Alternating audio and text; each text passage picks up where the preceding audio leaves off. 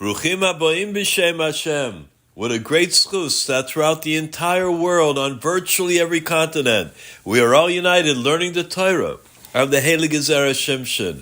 Our shir is dedicated for a zchus and a refuah shalema for Leah Bas Basia, Yashar David ben Chanina, Miriam Devara Bas Esther, Rabbanit, Simi Simcha Bat Miriam, any of the chayalim that might be in need of a refuah shalema, and all of the hostages, Yehi Ratzon, that they all return home safe and sound, Tekaf Umiyad, and Besuros Tovos, for Sora Edel Bas Elisheva Miriam. We learn at the end of last week's Parsha that all the pegs of the courtyard, the chotzer, were made of nechoshes, of copper. This week's Parsha begins, V'atot Tetzaveh b'nei Yisrael, you shall command Klal Yisrael. The Zera Shimshon asks the question, why is it that there is a connection between the fact that the pegs of the courtyard were nechoshes in the beginnings of this week's Parsha? The Zera Shimshon explains that in truth, there were three mitzvahs that Moshe Rabbeinu had difficulty to comprehend. The menorah, figuring out exactly how it was to be modeled. Chodesh, the cycle of the new moon.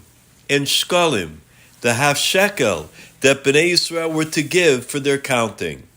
Moshe Rabbeinu didn't understand why it was a machzis shekel that Bnei Yisrael were to give. Why not a whole shekel?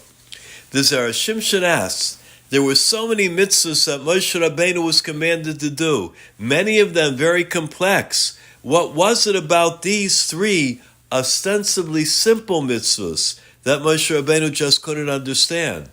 With regard to the mitzvah of machzah shekel, Hashem commanded us to use a half a shekel and not a whole one. The Shach says the word shekel in Atbash, which is one of the number systems that we have of understanding some of the letter formations in the Torah, has the numerical value of 26, the full name of Hashem. The Talmud in Eruvin tells us that from the day the Beis HaMikdash was destroyed, the world could only use the first two letters of Hashem's name. It was a hint that Hashem's name would not be full. However, since Moshe Rabbeinu thought he was indeed going to be able to enter Eretz Yisrael, and then the Beis HaMikdash would remain standing, Moshe Rabbeinu could not figure out why Hashem was telling him to use the half shekel. The great Rav Shalom of Belz related that he was once learning Maseches Midas, the different measurements of the Beis HaMikdash. It was very difficult for him to understand the words of the Tosfos Yom Tov. He was thinking about it, and he fell into a deep sleep. In his sleep, he saw a holy countenance of a man, a hadras panim, of an elderly person. He wore a chain with many keys attached to it. This man then took him by the hand, brought him to Yerushalayim, led him to the Mokom HaMikdash, where he showed him bidiyuk, what he was learning in Maseches Midas. Now you will understand the words of the Tosfos Yom Tov. Reb Shalom of Belz asked him, "Who are you?" The elderly man replied, "I am Mordechai ben Gittel, the Nishchizer, and I am the one who was appointed over the keys of the Beis HaMikdash."